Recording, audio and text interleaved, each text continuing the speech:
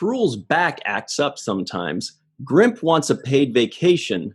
And Rom and Leeta find out they make a pretty darn good team. Hey, everybody, and welcome to The Seventh Rule with Sirach Lofton. Hello, hello. We're also joined by a very special guest today, Miss Chase Masterson. How are you, Chase? Hey, guys. Thanks for having me.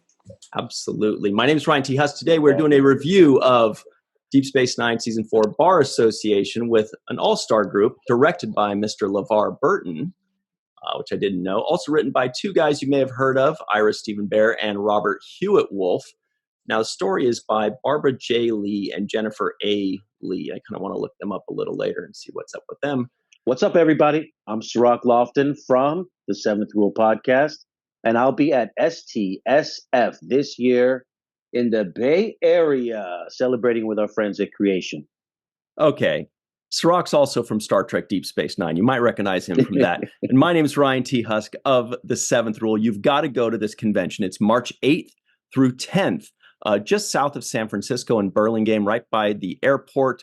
You're going to love it. There are already well over 20 Star Trek and sci-fi guests, tons of panels. This is March 8th through 10th. CreationEnt.com. That's CreationEnt.com to get tickets and to get your hotel. We can't wait to see you there. Yeah, I'll be there. Ryan will be there. And we'll represent the Seventh Rule podcast. And Star Trek Deep Space Nine.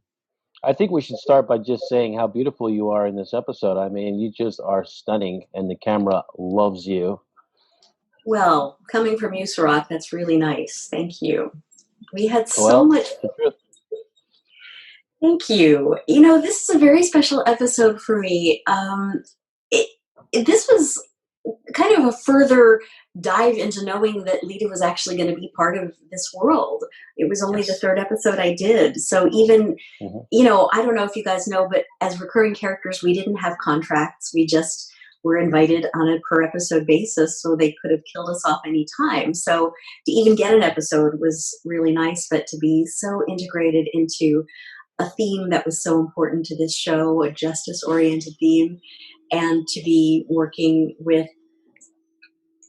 Rom, to be working with Max Grodénchik so closely, and to have this fun, you know, in the world kind of thing happen with Leeta, it was such an honor.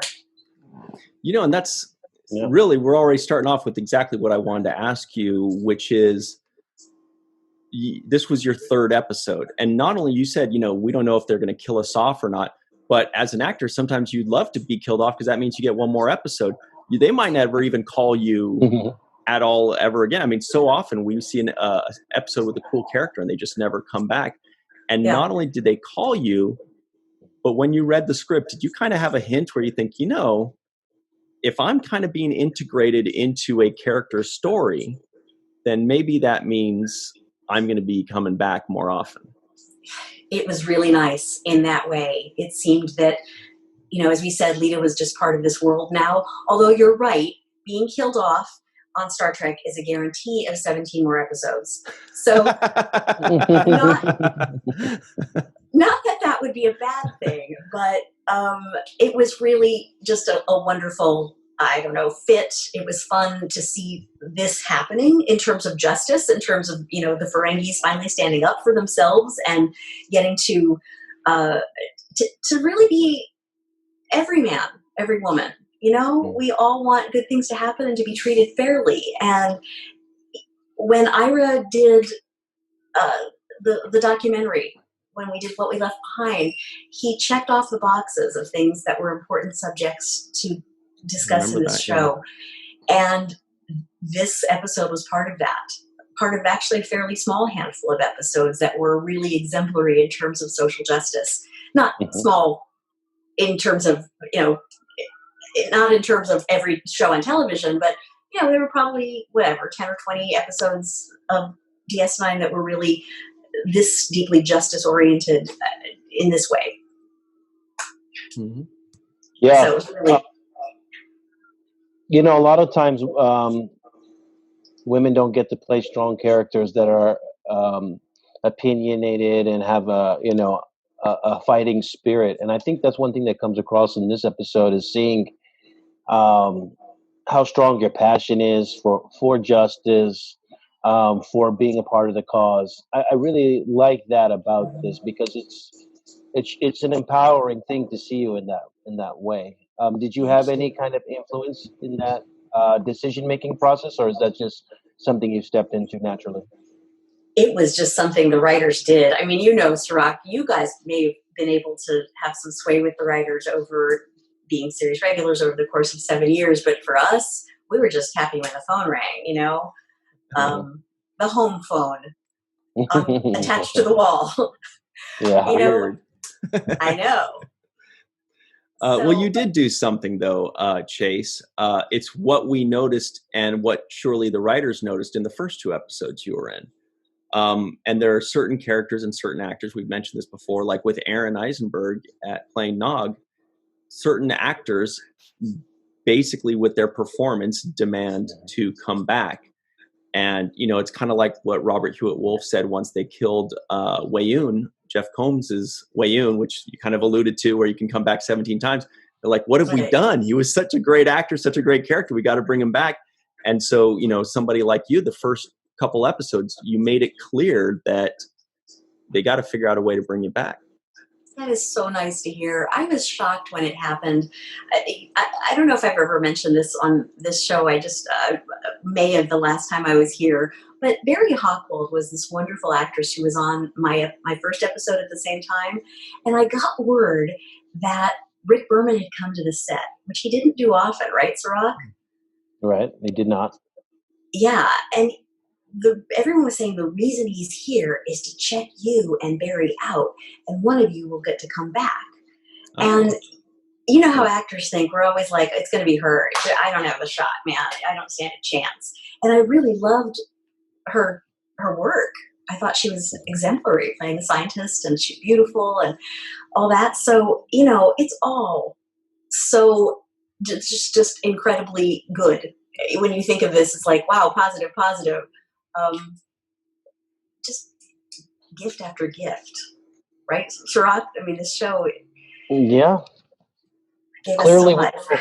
Who Rick Berman chose in that instance. That's not a secret. Yeah. So you were definitely the one that stood out the most, and I think Ryan is right, because when we did see you in the episodes before this, there's just a certain kind of presence that you have that people are like, oh, I need to find out more about her. What's she about?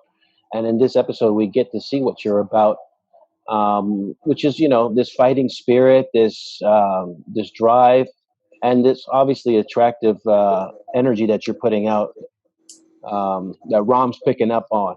Rom's picking it up. Everybody was picking up in this episode. Yeah.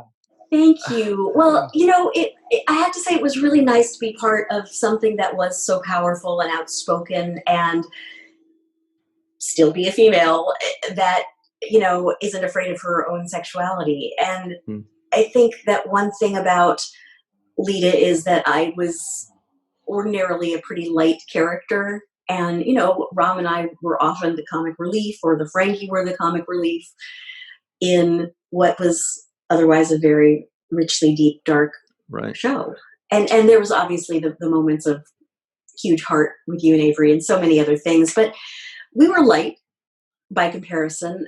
And it was really nice to see this relevant subject matter being approached and being able to be there for it. I think it gave Leeta some validation that yes, no, she's not just a push-up bra.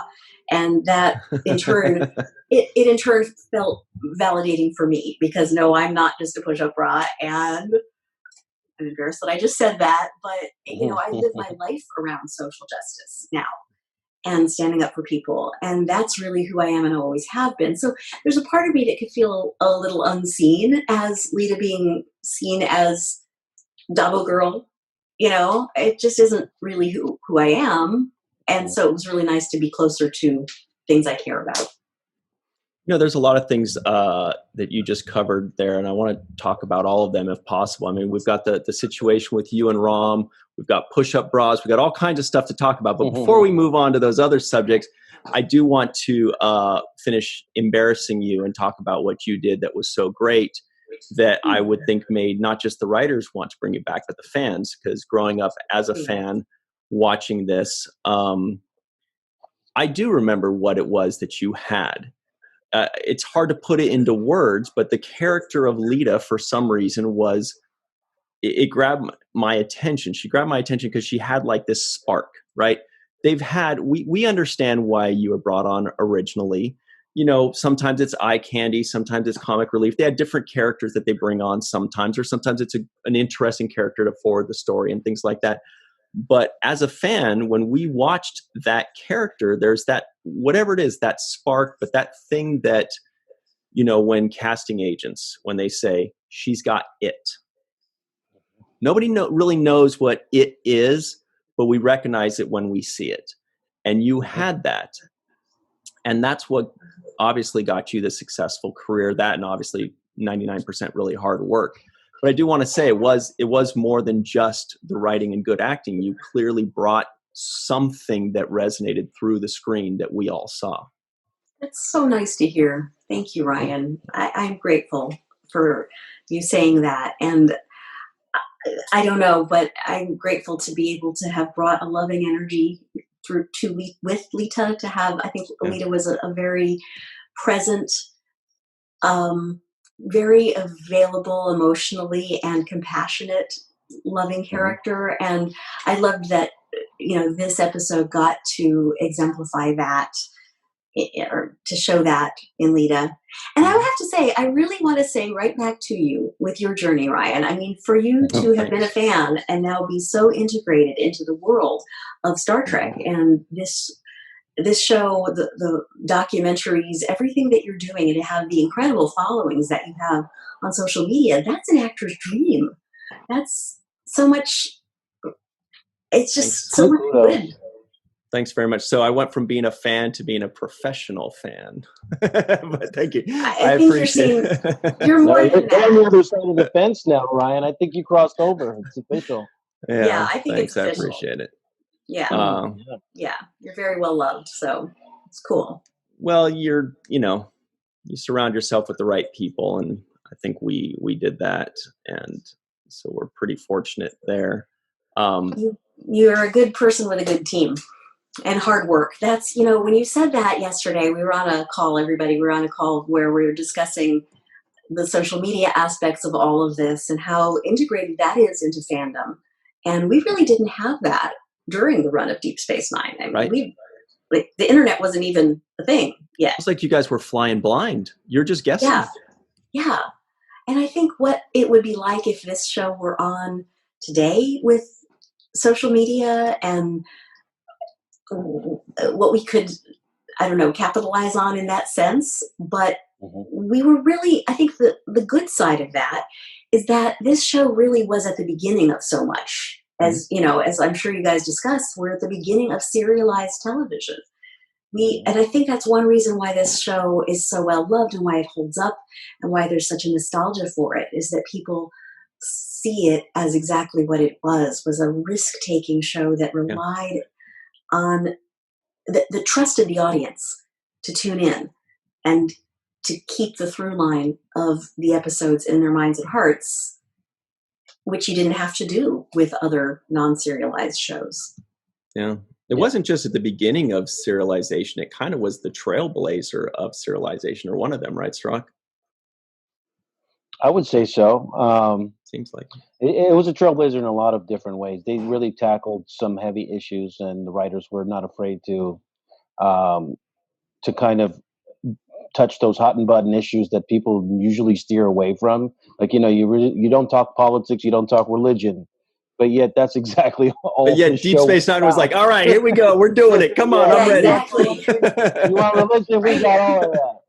Yeah. And so I think they weren't afraid to do that, and they just went right at it. And I think that was what made it special. Plus the fact that people like you and the entirety of our cast really believed in what they were doing. So they, you know, each one of them brought the best of their abilities to the table, and it just meshed very well together, I think.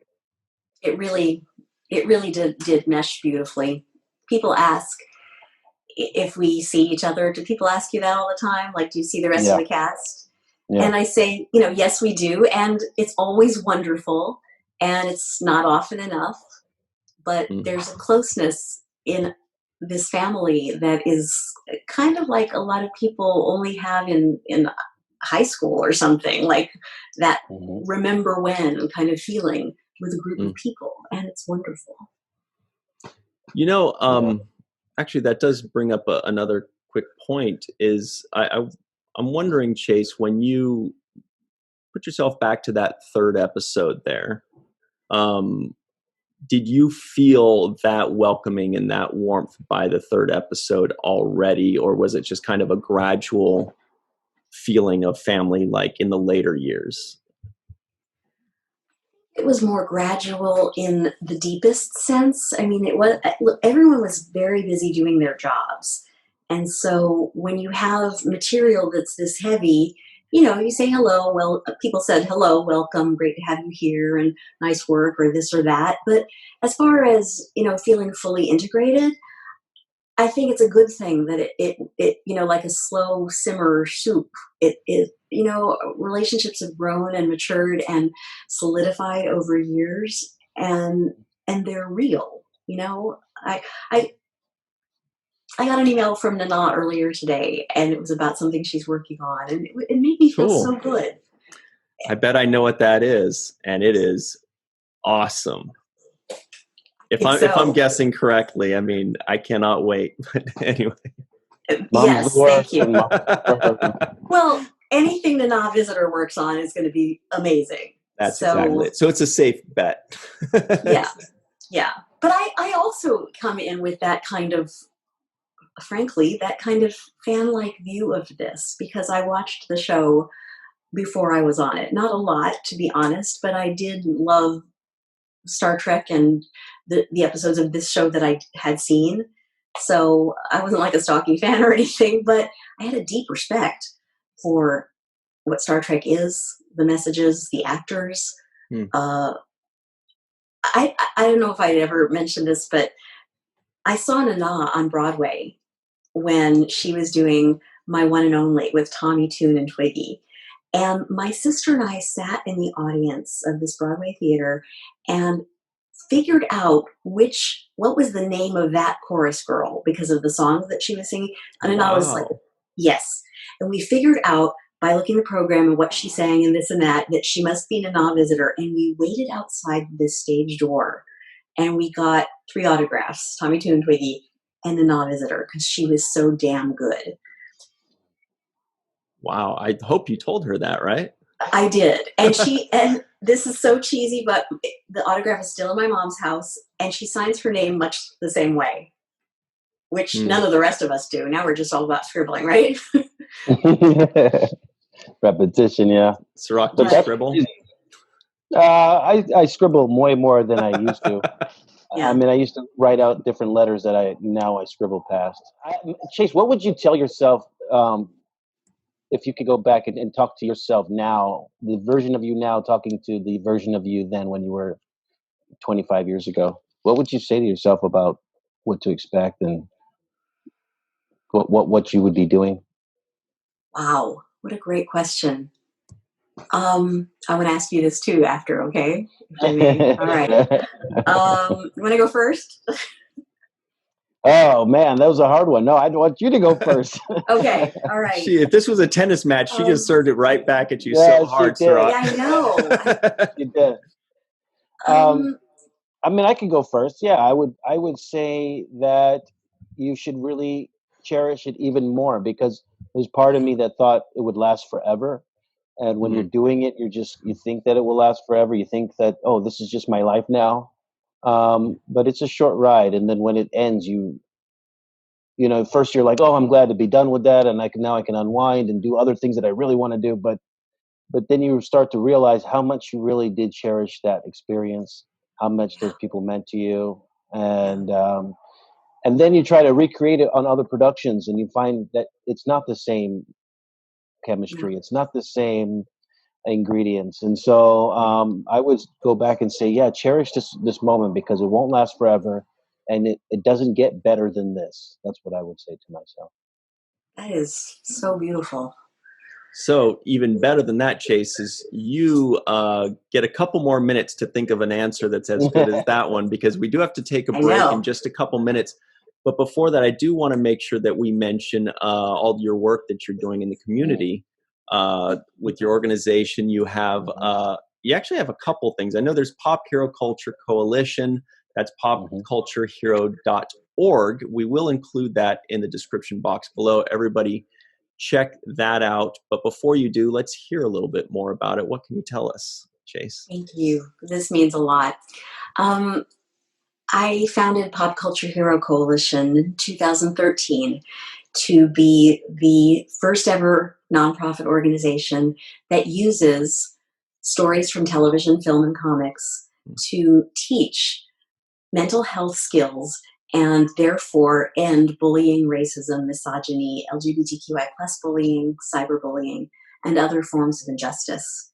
So we have pop culture fluent clinical psychologists and veteran educators who are huge pop culture fans who use these characters.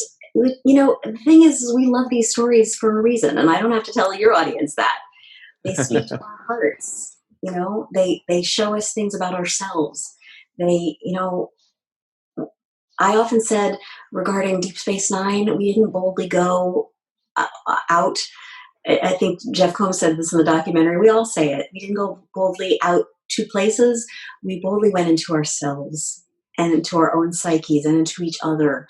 And so these stories, with all that they hold in such a transcendent way, can really be used to help people's lives in very direct ways. So we have programs in schools and in Comic-Cons, children's hospitals, and YMCAs now that it's a very, very extended 32 lesson plan curriculum that use these stories to teach healthy identity, which will end bullying and racism and misogyny. When people, you know, mentally healthy people don't bully each other.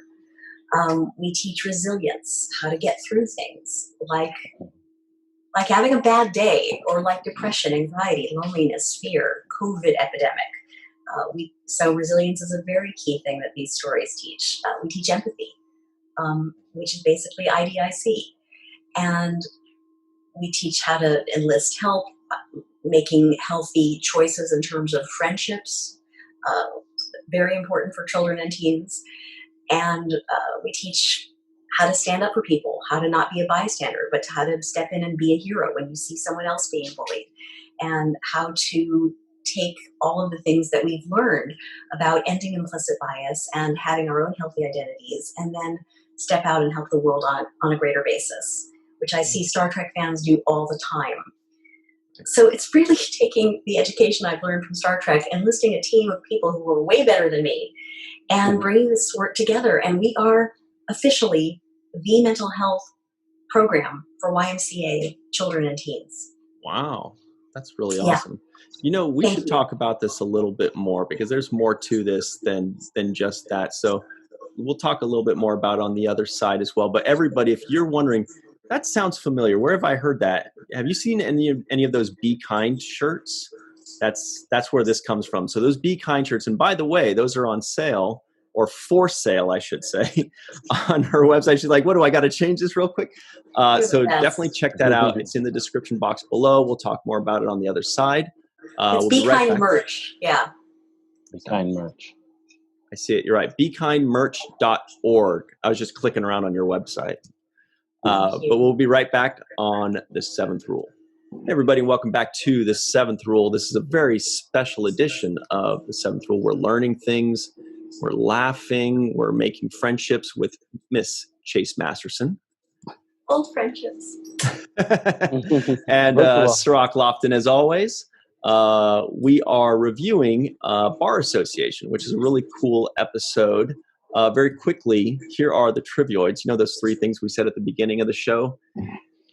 We kind of write a few notes down and pick 3 of them. Here are the ones that may or may not have made it. Worf and Dax discuss EPS, relays, and stuff. Probably wasn't a very good one. Dax accuses Worf of being in love with the Defiant. Leeta says Julian's medieval outfit shows off his legs. Rom makes a beverage and then pours it down his ear. Ferengi workers don't want to stop the exploitation. They want to become the exploiters. Quark publicly announced a payout. I don't even know what that means anymore. Worf talks shit about Deep Space Nine. Odo claps back with facts about the Enterprise. That was pretty hardcore. And Worf decides to live on the Defiant. And Noskins throw darts at each other. So that's what we learned today. Anyway, let's get back to answering your question, Chase, that you passed over to Sirach, which is, what would you tell yourself from 25 years ago? That is, it's hard to follow Sirach's answer. That was really beautiful, Sirach, and it brought me back. And I would have to say, yes, that. Cherish every moment. And I think that's a lesson that we all need to learn in our lives all the time. We think all the time that, the kids will always be young, or this relationship will always be perfect, or this or that. And we take for granted some of the beauty that's around us.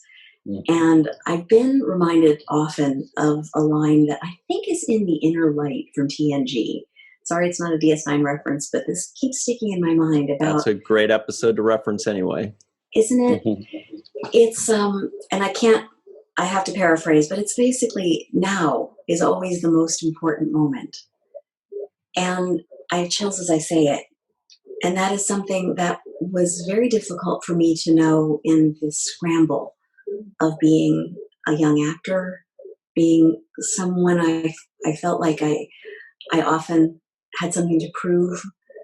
I think that is a thing about youth. Basically, all of us do that. So I have to have compassion on myself that I did that. But I think I missed a lot of wonderful now moments because I was worried about keeping something as good as now.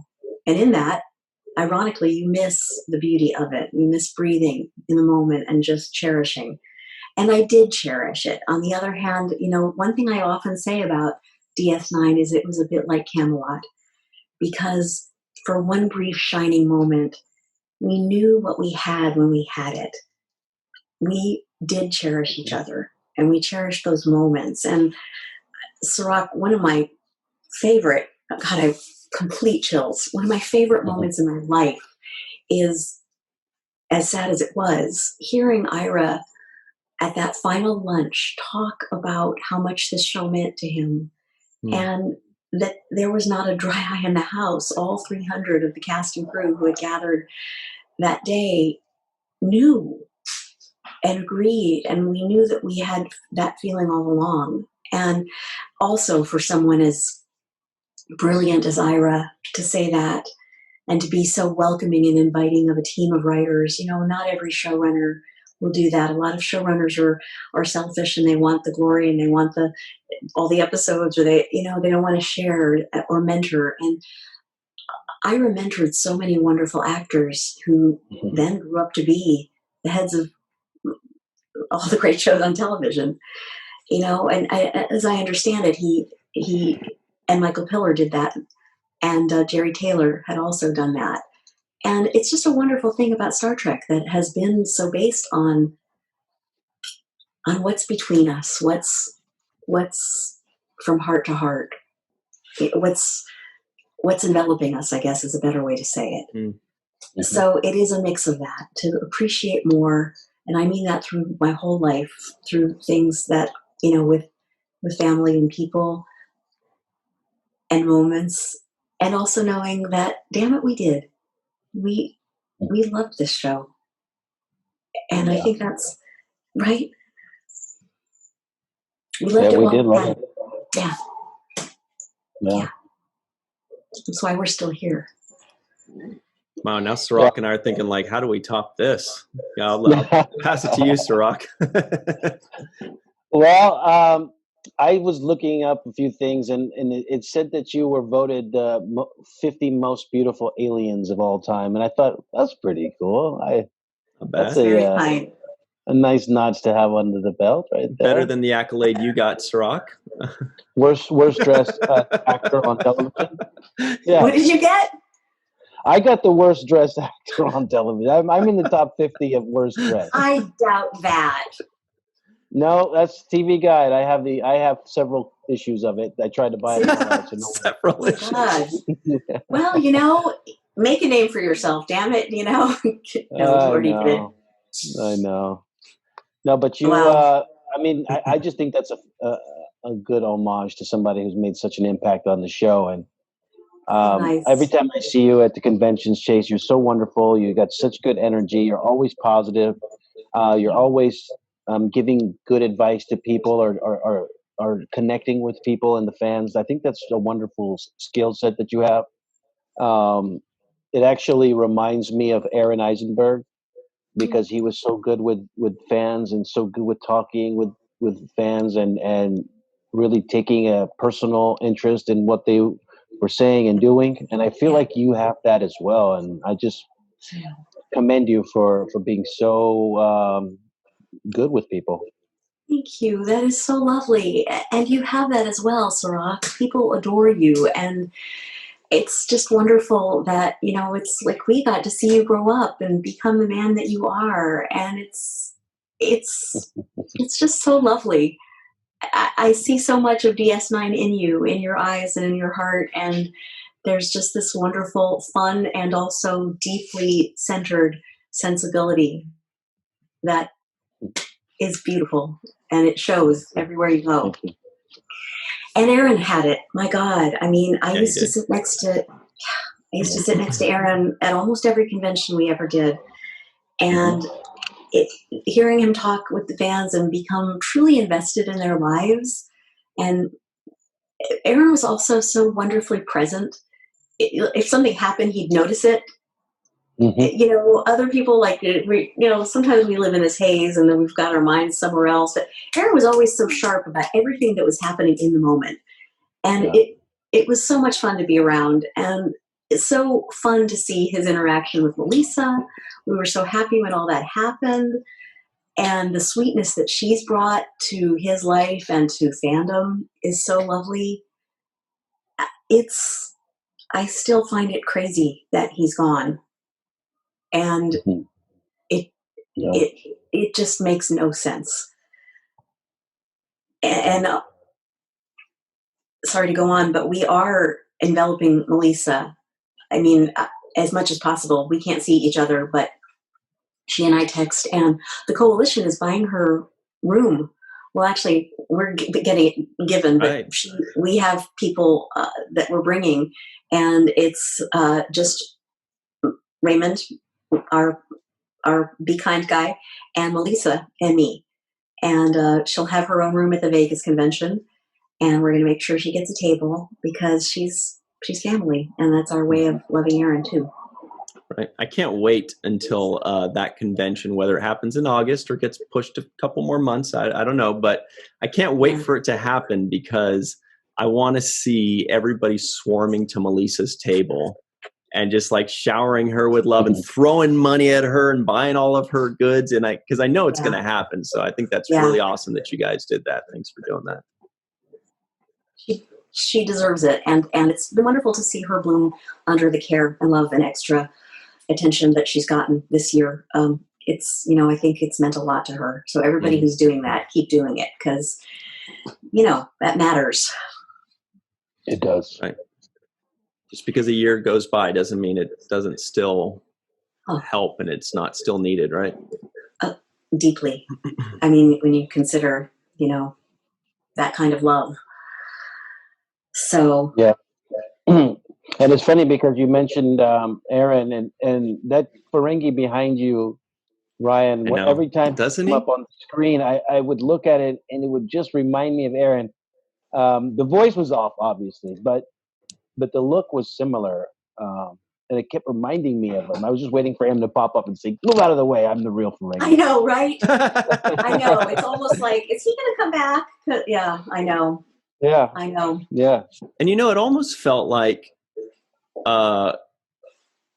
Nog's not being there. What's the word? His absence. Nog's absence on the show for these few months where this was shot. I feel like that opened the door for Leeta because if Nog were there, that might be the person that they would have, Rom bounces ideas off of, because Nog was that character of like, stand up for yourself and you got to do this or that. And I feel like Leeta was the perfect answer to that, to having somebody on Rom's side, not just like Bashir and Chief O'Brien saying you should do this or you should do that, but somebody that's actually like on his team, like with him. And, I think that really created, that situation there. It's really cool.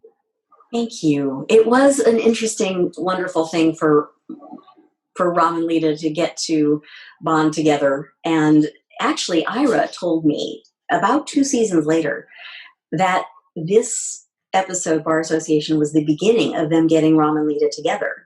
Mm-hmm. So they foresaw that. Rom and Leeta didn't get together until season 5, but they built that. And that's such a wonderful testament to the writers of putting little things in to build things along the way.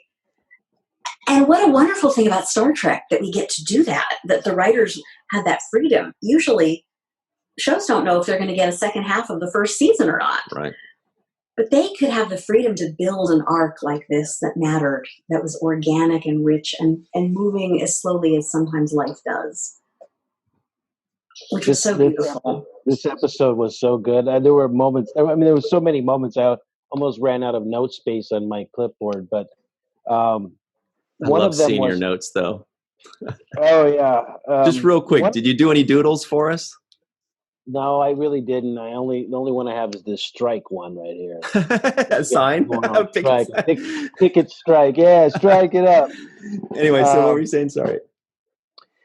No, so first of all, when Quark first sees you in the moment, and he sees that you're not working or something, and he says something very chauvinistic to you about, get to spinning that double wheel or something like that. Get your brains back to the double. Get your back to the double. Yeah, I don't pay you to sit here and talk and stuff. Get to spinning. But that was one thing. But I really like there was a moment with Rom where you say something like, "Well, I feel sorry for you," and he says something. He leans in. He says, "Sorry enough to do something about it," and he leans in like, okay. Are you gonna? I definitely took that in my notes too. And then you said, "Oh, I don't think Julian would approve of that." And he goes, "We could ask him." Sorry enough to do something about it. Yeah. Yes, I love that moment. Like he was putting you on the spot. Like, okay. No, I had forgotten about that. But hey, it's a testament. You don't ask, you don't get. Right? So sometimes you just wait 2 seasons. Now, just to dip it down a little lower, since you brought it up, Sirach, I couldn't help but notice a scene. Leeta, you may remember this, but when you and Rom, you kind of have a moment, and he's kind of smitten, and you grab him right here, and you kiss him on the forehead. But what I'm seeing is this guy's begging you to kiss his lobes or doing whatever they umok stuff, and you put your hands like right there, and he's like, is it gonna happen? You go, there you go. See you later, bud. God. I hadn't even thought of that. You're such a good actor, Ryan. That did not occur to me. Or maybe I'm just looking deeper than it is. I think it's a wonderful choice. If I could go back that many years, I would make something out of that moment. But I didn't even think of that. Wow. Good for you. Yeah. I was pretty funny though. I wasn't worried about the lobes. I was just being nice and tender. And I think that was a situation though where Leeta really did start to feel something for Rom and start to build a deep respect for him and to realize, this compassionate thing that Rom was doing for not just for himself, but for everyone. And I think that opened Leeta's heart up to him and had, there's compassion for all of us. Rom was standing up for me too. Mm-hmm. And that's heroic and dashing and fun and sexy. And I think, I just have to say how much I adore Max Grodenchik on screen and off. He's such a superb actor and he's such an exemplary, lovely person. And I think this episode also really helped to launch Rom in a wonderful way, more of Rom. It did. To build him out and make him more everything, to make him stronger and more front and center and daring, risky. He could have lost everything. He was going up against his own brother, and he did it. And he didn't count the cost because he knew what he was doing was right. And that's sexy. So, and Max just filled that out so beautifully. You're right. It really did launch the Rom's character because he did a career change. And so now he's got his own storyline. He's no longer necessarily part of the Quark's Bar storyline. He's kind of launching his own different direction. You know, he's got his son going into Starfleet. He's got sparks with a lady. Like suddenly he's got, you know, a whole new trajectory. Yeah, it was really interesting. And still no one could ever have dreamed what would happen in the long run to Rom. Right. Becoming the Grand Nagus was not on anyone's dance card for that year. But it's just such a wonderfully Star Trek message that, you know, you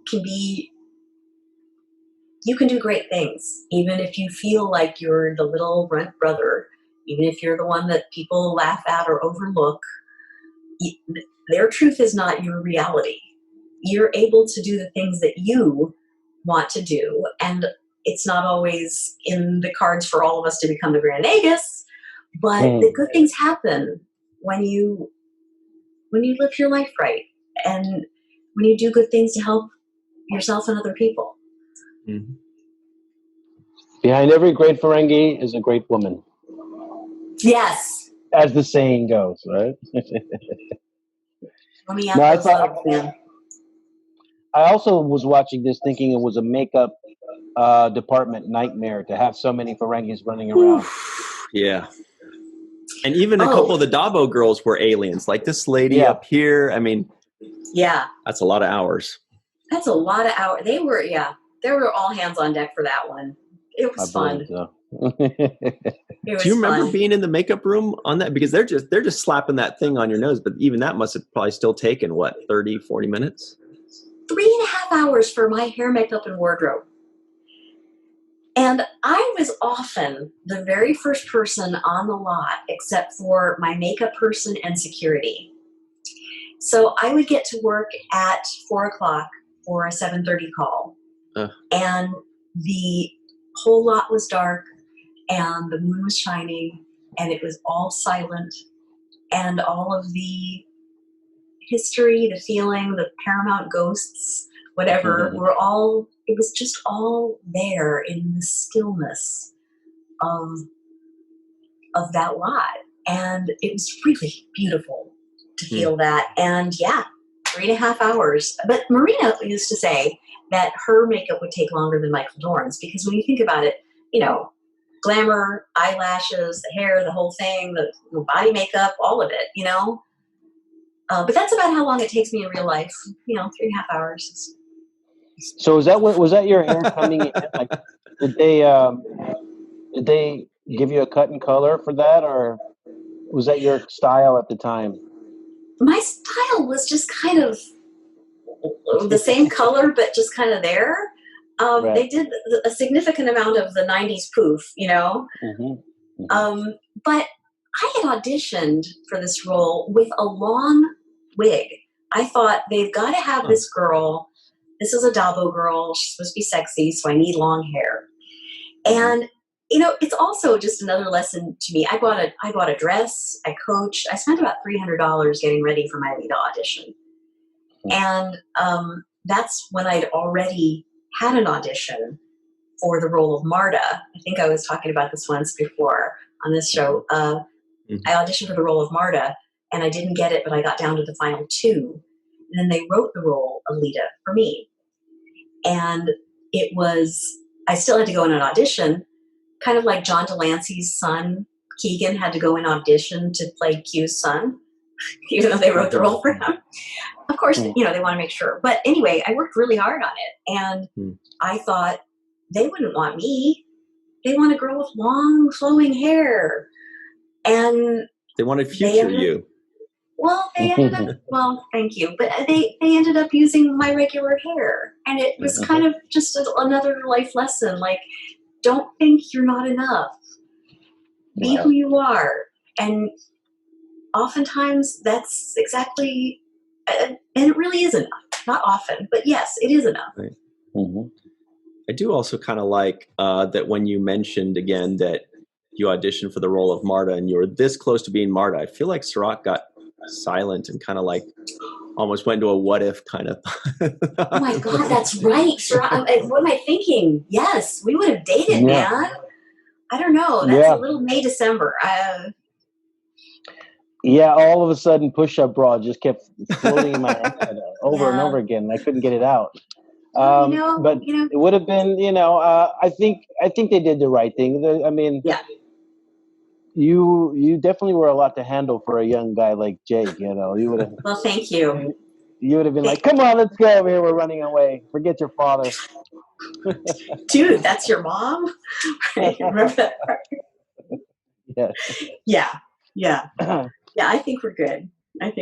Demi Moore, Ashton Kutcher, I don't think space was ready for that. It worked out better, Chase. I mean, when you think about it, Marta wasn't really memorable in the long run like Leeta was. I mean, you got way more out of Leeta than anybody got out of the Marta character. I'm pretty freaking grateful. It got me on the 7th rule, man. It got me here. We're still talking about our work. Yeah. What, 20-something years later? 25, almost to the day. Yeah. Wow.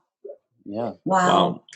So we only have a few minutes left, and we do want to finish talking about all the cool stuff that you do, Chase, in the community.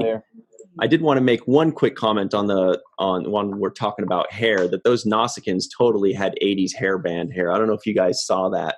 Right? They looked like Bon Jovi or Nelson or Warrant or Winger. They look like Kiss. Kiss, yeah, totally. But anyway, so Chase, we're talking about Pop Culture Hero Coalition, not just what you do in schools and YMCA, which is great, but you also have like tons of really cool merch, and that's like you said, that's the Be Kind merch. Can you tell us where that idea came from? I'm looking at the website, and obviously you've got a picture of our good friend Mr. Kenneth Mitchell wearing it, and a bunch of other people, including Sirach Lofton. Indeed. A lot of participant. Yes, I'm so grateful for the support of our cast and fellow Trek casts. It's really meant a lot to our work, and so many things I could say. It's very difficult to fund work like this on big sources. So you don't get grants or corporate money for creating a curriculum. And I've actually had people laugh at me in the earlier days. They would sit across the table and go, "So you're going to change the world using superheroes?" And the answer is yes. That's exactly why superheroes were created, because they were, in World War II, they were people, they were social statements. And even before that. And Star Trek has followed in that tradition of great social statements. As Roddenberry said, morality plays. So this is not a concept that usually feeds itself into education very naturally. It's never been done. And so we had to really fend for ourselves in order to be able to pay a team. And if we were just creating a few exercises, that would be one thing. But what people need to do is learn habits for mental health skills, and to learn where bullying comes from, the internal issues that cause people to act out and do hurtful things to each other. There need to be programs for the bullies to be able to find out what is happening inside them that they would be so unkind. So there's, we have this saying, hurt people, and healed people, heal people. Right. So we have to get at all of the deep issues of this issue in order to really create lasting systemic change. And that takes a lot of work. It took our team 4 years to create this curriculum. No one was working full time on it, but we got incredibly talented people to do it in what time they could. Now I couldn't ask that for free, so we had to pay a lot of people to do this. And where would we get that money? From Be Kind shirts. And so what I love about this is that people have donated through buying a Be Kind shirt, $25 at a time, saying, I believe in this message, be kind, and I'm helping this work get created. Mm-hmm. And so it's like crowdsourced empathy. And interestingly, we got this Be Kind program from William Shatner. Really? Yes. A fan group from Ron Moore's and Ira Bear's show, Outlander, came to Bill Shatner and his his producer, Paul Camuso. Right. Mm-hmm. And Paul is wonderful and so well loved. And they said to Bill and Paul, hey, we want to support a great charity. We've got all this fan power. We don't know where to put it. And they said, Pop Culture Hero Coalition. So Bill did a Be Kind shirt photo, and it just went on, and so many people have done those. Sorry, I'm going on here, but that's great. Ken Mitchell started a wonderful tradition of doing his own signature Be Kind shirt. So he created it, chose the color, chose the font and everything, and then signed it. So maybe we could get you to do one of those, Sirach. That would be so wonderful. I would love to. Yeah, I'm looking at the site now. Yeah. Great pictures. I see the William Shatner one, and a lot of other people, including our man Doug Jones that we love so much. Yeah. Just not purple and gold, Sirach, and there's enough of the purple and gold going around. There's enough of the purple. Yeah, I don't know if you can ever have enough. He likes the Lakers a little too much. Oh, that, yes. Okay. All right. I would love to do a signature edition, though. That's great. That's a great offer. Absolutely. I would love that so much. Okay, I'll get with you to do that. One other really wonderful thing that we're doing is we're partnering with YMCA and a team from Harvard called the Digital Wellness Lab. And I think this is the first public announcement of this, but a big announcement will be going out soon. We're doing an event called Resilience, Empathy, and Healthy Screen Use, an honest conversation. And we're partnered with YMCA USA, which has 21 million members, and Harvard Digital Wellness Lab, and Pop Culture Hero Coalition were the three.